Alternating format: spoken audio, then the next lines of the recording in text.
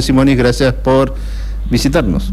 Bueno, muchas gracias por la invitación, siempre un placer estar conversando contigo. Y hablábamos fuera de micrófono, una reunión con el Superior Tribunal de Justicia, de algo que ustedes ya comenzaron, porque recordemos que asumió el cargo de ministro, después algunos hechos con respecto a trabajar en conjunto con los otros ministerios, y ahí notaron la ausencia de una parte del Estado. Bueno, esto está referido a la gestión que llevamos adelante en la Dirección de Protección de Niñez y Adolescencia, que desde hace 2 años, desde que se trasladó esa área de desarrollo social al Ministerio de Justicia, se está gestionando ahí con un gabinete interministerial que se reúne periódicamente, es decir, la Dirección de Protección de Niñez reúne a 6 ministerios que son los que articulan las distintas acciones que se requieren desde el organismo. Eso está coordinado por el Ministerio de Justicia. Pero además, como nosotros tenemos como misión desde el Poder Ejecutivo cuidar, restituir derechos, proteger derechos de niños que están y adolescentes en situación de vulnerabilidad y que están alojados en dispositivos de cuidado, lo que antes se denominaban hogares. Hay otra parte que faltaba en esa parte de la gestión, que es el Poder Judicial. Porque en realidad la ley lo que establece es que el Estado, cuando habla del Estado en su conjunto, tiene la obligación de los 3 poderes. Y a su vez la Ley de Protección de Niñez establece que los distintos estamentos del Estado deben hacerse cargo y responsables de esa restitución de derechos, protección de niños y adolescentes, y en ese contexto habla del Estado nacional, provincial y municipal. Por eso es que estamos haciendo convenios con los municipios, por un lado, para descentralizar, porque obviamente los problemas se plantean en cada uno de los municipios, ¿no? Claro. Que solo se plantea en la capital. Y eso requiere que todos tengamos un trabajo coordinado entre la provincia y los municipios. Y también el Poder Judicial, que es quien tiene que tomar las medidas que dispone la ley, y que son ellos los que establecen las medidas de los niños y adolescentes que están en los dispositivos de cuidado, que están a cargo del Poder Judicial. Entonces, generamos también en una conversación con el doctor Alejandro Chaín, ministro del Superior Tribunal, para tener una reunión con los jueces de familia y con los asesores de menores, y eso ocurrió estos días, donde estuvimos con el ministro Chaín y todos los jueces de familia de la capital, más los asesores de menores, más secretarios, y todo el equipo de la Dirección de Protección de Niñez. Así que estuvimos dialogando acerca de los temas que nos son comunes, de los problemas que tenemos. ¿Formularon una agenda de trabajo? Sí, se formuló una agenda de trabajo, quedamos en volver a reunirnos con un par de temas en la agenda. Un tema que surgió inmediatamente de los problemas que se plantean es la cuestión de salud mental. Ese es un tema recurrente porque, bueno, hay distintas patologías allí que son necesarios atender y que muchas veces generan rispideces en la gestión, rispideces por las urgencias que hay que... Pero esos problemas de salud mental, sé que no es el área de salud específica, sí, pero ¿eran preexistentes al hecho de llegar al dispositivo o se genera porque hay un hecho violento? No, son preexistentes, porque los niños o adolescentes que están en los dispositivos de cuidado son personas que vienen con un problema, una problemática de base grave, que en general tiene que ver con la salud mental, que van desde los trastornos más, llamémosle, menos graves, de ansiedad hasta pasando por adicciones o por violencia, abuso sexual, un montón de situaciones que claramente tienen que ser atendidas, esa problemática. Entonces hemos buscado compatibilizar, gestionar desde el Estado de la mejor manera posible, ¿no? Eso quiere decir, bueno, a ver, nosotros como Estado tenemos que hacernos cargo de esta situación. Es decir, no es que el Poder Ejecutivo va por un lado, el Poder Judicial por otro, la legislatura, o mejor dicho, el Poder Legislativo por otro, sino que hay que atender esta problemática vinculándonos en una mesa interpoderes incluso, que por ahora no la estamos trabajando, pero que tampoco se descarta, ¿no? Es decir, como para poder avanzar y decir, bueno, lo que necesitamos, supongamos, de la legislación es tal cuestión. Pero fue una reunión muy buena porque también nos despojamos de muchas veces de solamente mirar el problema desde nuestra óptica y olvidándonos de que también hay otros actores que intervienen y que tienen responsabilidades. Así que concretamente estamos llevando adelante esta gestión en la descentralización para coordinar con los municipios y con el Poder Judicial, con quien tuvimos una excelente reunión. Y en la primera parte mencionó, ¿y cómo la articulación con los municipios? ¿Cómo toman los intendentes? Firmamos convenios, convenios de cooperación, pero también con obligaciones de parte. Bueno, en principio muchos, hay que decirlo, no conocen la temática de la obligación que le establece la ley nacional 26061 a los municipios, o sea, también. El intendente tiene que entender que es tan responsable como el gobernador. Exactamente, es una obligación legal que tiene, porque hay una ley provincial que adhiere a la ley nacional, así que es una disposición legal obligatoria, pero bueno, que tienen que contar con un equipo multidisciplinario o interdisciplinario allí en cada uno de los municipios para atender esta cuestión, que también está vinculado muchas veces al área de atención a víctimas de violencia de género. Así que bueno, como tenemos esas dos áreas también en el Ministerio de Justicia, trabajamos ya en conjunto esa temática. Mencionó eso y recién hablamos con una periodista, una editora de violencia de género, y hay un capítulo en las instituciones, que es un capítulo muy triste del chiquito, que por violencia de género, por femicidio, ¿qué hacen los papás? Me imagino eso dentro de lo que es el área, me imagino trae complicaciones ya al hecho si no tienen un pariente directo que pueda estar a cargo del chiquito o de los chiquitos. Sí, eso es un proceso que atienden los equipos interdisciplinarios con que cuenta la Dirección de Protección de Niñez y también en el Poder Judicial, eso hay que decirlo, y que son procesos de revinculación, de determinar, de buscar si hay, cuando ocurren estas situaciones extremas de que ninguno de los dos progenitores por distintas razones se pueda hacer cargo de ese niño, de ese adolescente, se busca en principio dentro de la familia algún pariente más cercano, tíos, abuelos, si se pueden hacer cargo, y bueno, y en la ultimísima instancia en que nada de eso sea posible, se alojan en los dispositivos de cuidado que tiene a su cargo la Dirección de Protección de Niñez, que también tiene que ser transitorio, eso es lo que dice la ley.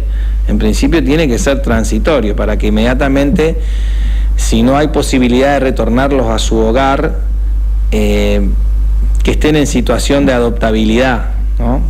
Que ese es otro gran tema, porque en general las personas que están anotadas para adoptar no quieren niños mayores de recién nacidos o 2 o 3 años. 5 años como mucho. Y ahí viene un problema. Pero bueno, es un esfuerzo que tenemos que hacer entre todos para dar a conocer. Y el hecho detonó el hecho del adolescente que a través de las redes sociales consiguió una adopción de alguien famoso.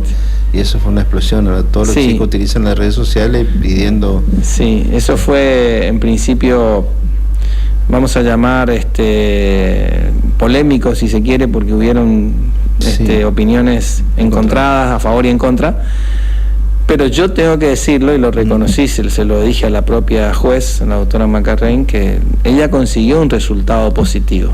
Lo que yo planteo es que ese adolescente ya tenga un hogar y bueno, probablemente una vida de ese adolescente distinta, pero yo sigo en contra del método. Pues es opinable, todo es opinable. No, por eso, porque sobre el diario del lunes es fácil opinar. Sí. El problema, yo sigo opinando el método porque las redes sociales siguen siendo las redes sociales. De todas maneras, hay que buscar alternativas, porque lo que no puede seguir es un proceso tan cerrado, que la gente no tenga acceso, que no se sepa, que no haya posibilidad, y entonces, bueno, es cierto, no es fácil, pero en ese caso terminó bien y entonces... Claro, a partir de eso se copia. Pero bueno, es otra discusión. Otra discusión. Lo que sí quería aprovechar su presencia, usted es abogado, es profesor y está en el ámbito de la niñez.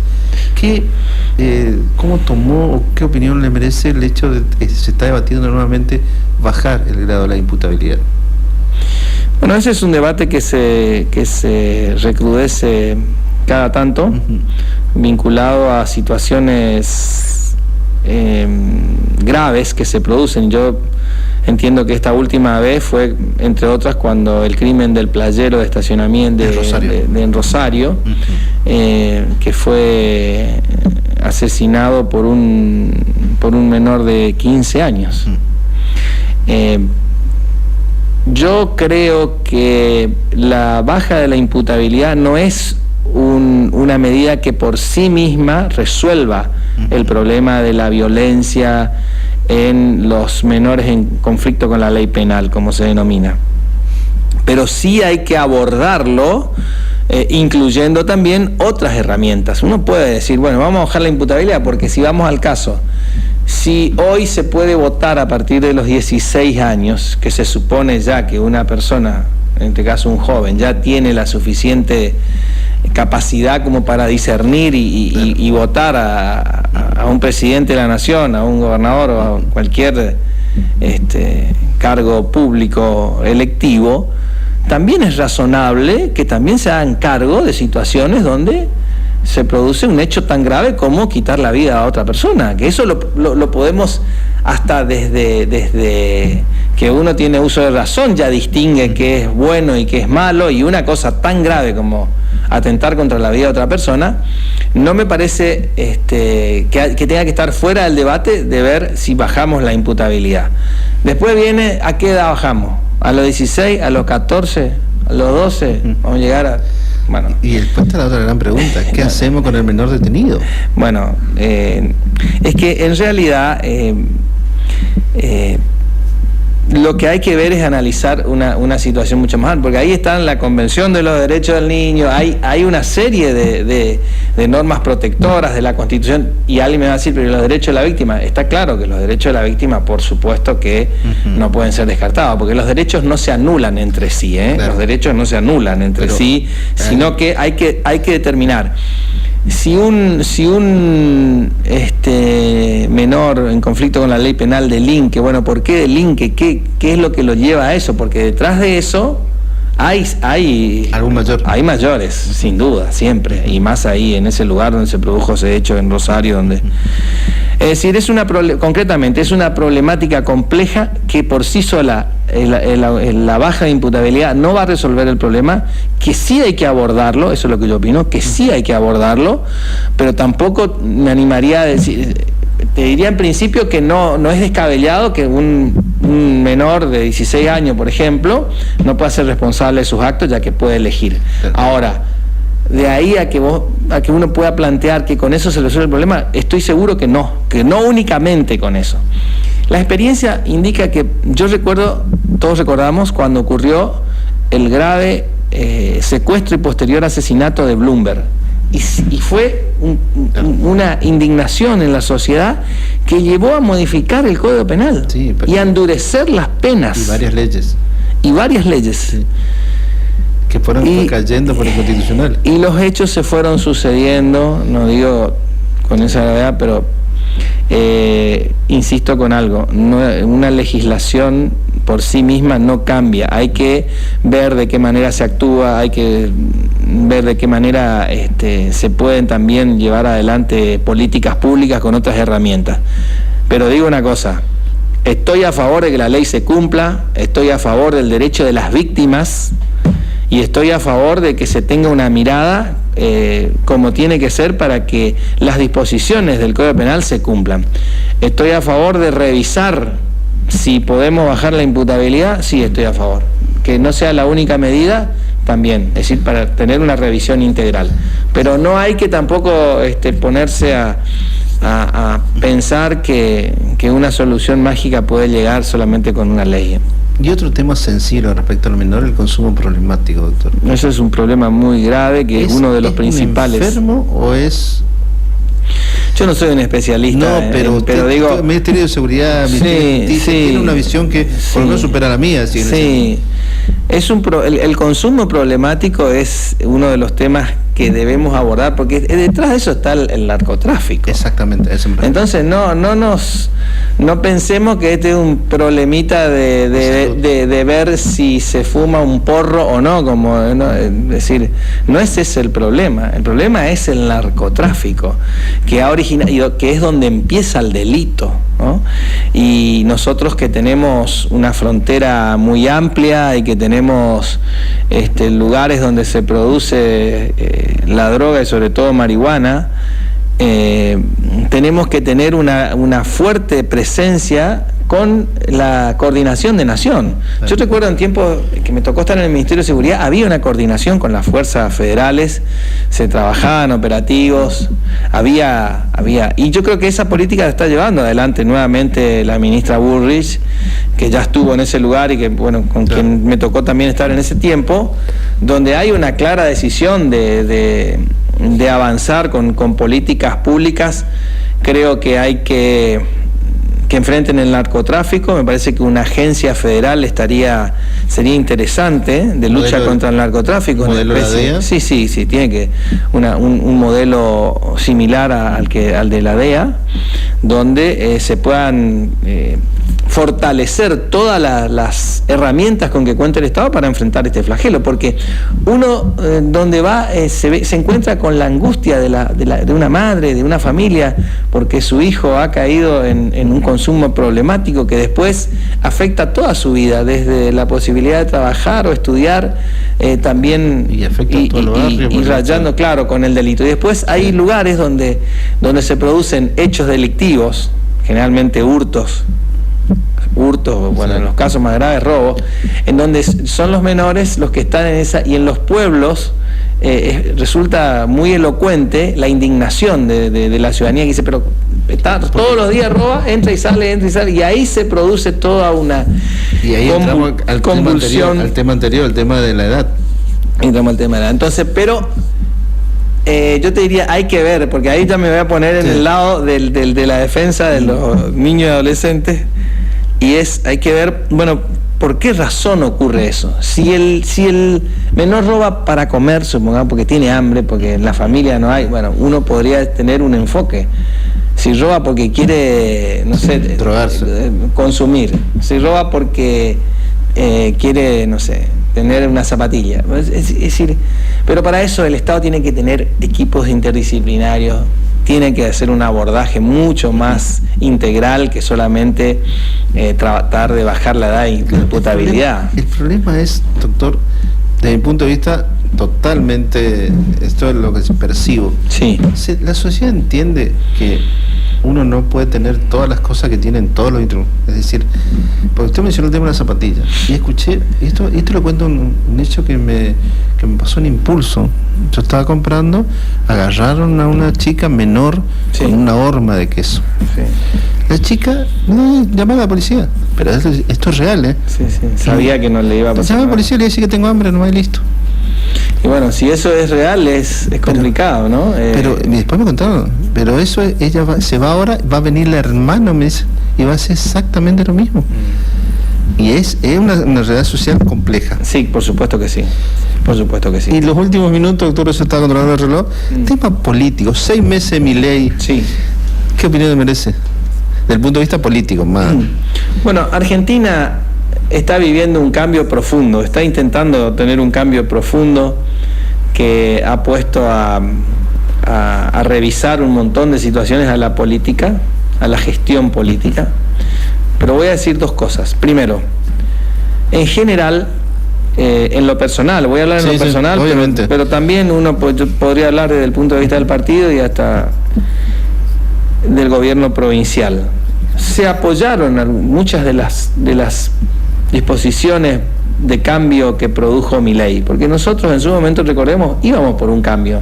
Me refiero ya a la alianza política gobernante, Vamos Corrientes, el Partido Popular. Nosotros fuimos por un cambio, hemos votado a Patricia Bullrich y terminó ganando Milei, porque también proponía un cambio. Entonces, estamos de acuerdo con efectuar un cambio. Y estoy de acuerdo con muchas de esas políticas que está llevando adelante Milei, sobre todo en el flagelo de luchar contra la inflación, que es uno de los principales problemas. Ahora bien, yo le daría más margen a la política. ¿Y eso qué quiere decir? La política es para mí la atención que llevamos todos los que ejercemos la función pública o actuamos en política, y que es tratar de ser los intérpretes de la sociedad, de lo que la sociedad requiere, de lo que las personas necesitan y de cómo tenemos que actuar para brindar esa solución a los problemas que se plantean. Eso se hace escuchando, viendo, estando en el terreno y dejándole a la política que actúe, pero la política es pareciera ser para algunos algo que debe desaparecer, poco menos, y eso es un grave error, que se demuestra en la dificultad que tiene el gobierno nacional para sancionar las leyes que requiere.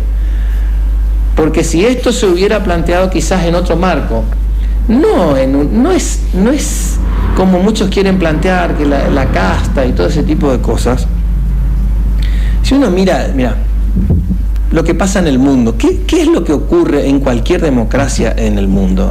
Ayer fueron las elecciones europeas, en el Parlamento Europeo, y se vio un avance, supongamos, de la ultraderecha, de lo que se llama ultraderecha. Y las cuestiones que tienen que llevarse adelante se tienen que negociar, y lo negocian en términos políticos, hablemos, ¿no? Claro, por ahí, ¿se acuerdan? Y la política exige eso, porque y se hace lo mismo, no sé, en Estados Unidos, en Dinamarca, en Francia, en cualquier lugar se tiene que sentar el primer ministro para negociar con los aliados para ver de qué manera forman el gobierno. Y no está mal eso, porque de esa manera uno va atendiendo. Si uno vamos a nuestro territorio, ¿qué es lo qué apoyo le podríamos brindar desde la provincia? Bueno, nuestros diputados, nuestros senadores. ¿Y qué es lo que le podría pedir la provincia? Bueno, apoyen el gobierno nacional. La provincia necesita que el gobierno nacional apoye determinadas obras públicas. Vamos a tomar la más emblemática, que es la autovía del acceso a la ciudad capital. Eso yo pregunto, ¿está mal eso? ¿Está mal que el gobierno provincial diga, mire, nosotros, supongamos, vamos a apoyar porque la ley de base a cambio es necesario? No digo a cambio, pero ahora escúchennos a nosotros. Y nosotros le queremos pedir que nos ayuden, por ejemplo, en ese tema. Eso no está mal. Pero tampoco es tan mal decir que a cambio de, porque es un acuerdo. No, claro, es un acuerdo de partes. Es un acuerdo. ¿Por qué? Porque no hay que olvidarse que los niveles de gestión de la Constitución tiene tanta legitimidad el presidente de la Nación como el gobernador de la provincia. Como el último concejal. Y como el intendente que tiene que... No, le quiero decir, el que fue electo, fue electo. Lo que quiero decir es que tiene que gestionar. Claro. Y el sistema federal de gobierno fue diseñado de esa manera. Y hay que entender eso, que uno no puede llevarse el mundo por delante sin que se tengan que estos... Tomando su palabra, ¿quién gobierna en Argentina? Le pregunté a los analistas, ¿quién gobierna en la Argentina? ¿Quién conduce la Argentina? Bueno, tiene que ser el presidente de la Nación. No. Conduce el presidente de la Nación. Después están los intérpretes, los que llevan adelante. ¿Usted cree cree que está gobernando?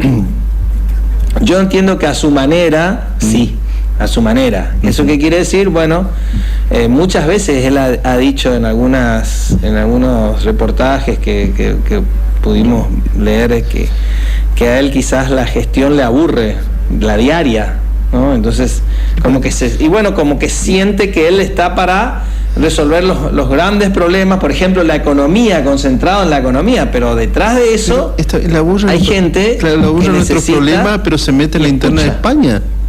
Bueno, sí, eso, sí. Bueno, yo digo, en la Argentina, el presidente de la Nación, el diseño constitucional es que el presidente gobierna. Claro. Después tiene el jefe de gabinete, que hoy está Franco, que yo creo que es un jefe de gabinete, todos coinciden, que es un forjado en la política, forjado en lo que son este tipo de situaciones, de cómo llevar adelante, por ejemplo, la sanción de la ley base que tanto se reclama, pero también hay que decirlo, la oposición y sobre todo el kirchnerismo tiene que brindarle las herramientas al gobierno como se le brindó a todos los gobiernos democráticos del 83 en adelante, para tomar un tiempo.